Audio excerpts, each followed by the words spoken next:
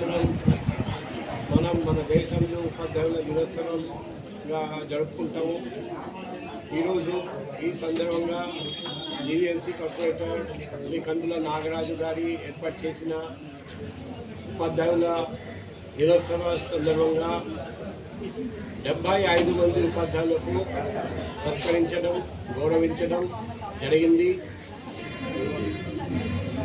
ప్రతిరోజు మన దేశంలో ఉపాధ్యాయులు స్కూల్ పిల్లలకు, కాలేజ్ పిల్లలకు, యూనివర్సిటీ పిల్లలకు, ఇంకా ఐఐటి, ఐఐఎం, ఐఎస్బి, ఇంకా ఎన్నో హైయర్ ఎడ్యుకేషన్ ఇన్స్టిట్యూషన్స్ ఉన్నాయి. అక్కడ స్టూడెంట్స్కి చదువు చెప్తారండి. ఏ దేశంలో ప్రజలు ఉపాధ్యాయులకు గౌరవం ఇస్తారండి, ఆ దేశంలో ఖచ్చితంగా అభివృద్ధి జరుగుతుంది.